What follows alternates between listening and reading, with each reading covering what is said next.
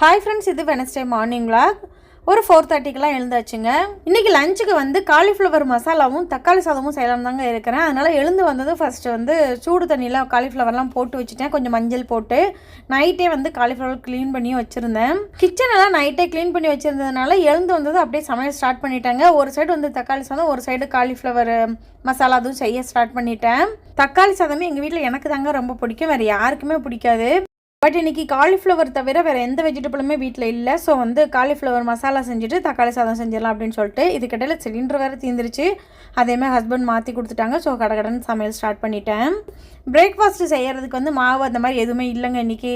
So bread தான் வாங்கிட்டு வர சொல்லியிருந்தேன். காலையில் தான் போய் ப்ரெட் வாங்கிட்டு வந்திருந்தாங்க. ஸோ ப்ரெட் ஆம்லேட் போட்டு வச்சிடலாம் அப்படின்னு சொல்லிட்டு இந்த காலிஃப்ளவர் மசாலா சப்பாத்திக்கு இதுக்குமே சூப்பராக இருக்குங்க. பட் நான் இன்றைக்கி வந்து தக்காளி சாதத்துக்கு சைடிஷாக செஞ்சுருக்கேன். மைல்டான ஒரு ரைஸுக்கு கொஞ்சம் காரசாரமாக அதை வச்சு சாப்பிட்றதுக்கு சூப்பராக இருக்கும்.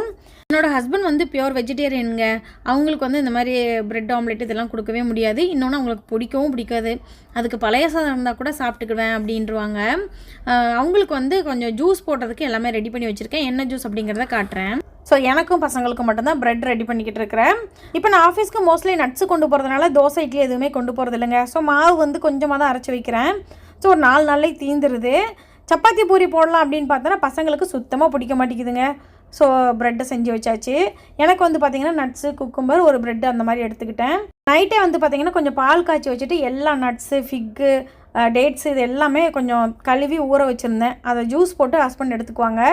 இப்போ ஜூஸ் போடுற வேலை அவங்களுக்கு இருக்கிறதுனால அவங்கள அயன் பண்ண சொல்கிறதில்ல, நானே அயன் பண்ணிக்கிட்டுறேன். ஃபுட்டெல்லாம் பேக் பண்ணி வச்சுட்டு நானுமே குளிச்சுட்டு வந்துட்டேங்க. தலையை காய வைக்கிறதுக்கெலாம் டைமே இல்லை. மேக்ஸிமம் நான் இந்த ட்ரையர்லாம் யூஸ் பண்ணாமல் தாங்க தலை காய வைப்பேன். பட் காலையில் ஹேர் வாஷ் பண்ணதுனால காய வைக்கிறதுக்கெலாம் டைமே இல்லை. ஸோ அப்படியே காய வச்சுட்டு ஜூஸுமே ரெடியாக இருந்தது. கடகடன்னு ஜூஸையும் அப்படியே உட்காந்து குடிச்சிட்டு கிளம்பியாச்சுங்க. இதுதான் இன்றைக்கி என்னோடய அவுட்ஃபிட். இதே மாதிரி வேறு ஒரு விளாக்கில் பார்க்கலாம். பாய்.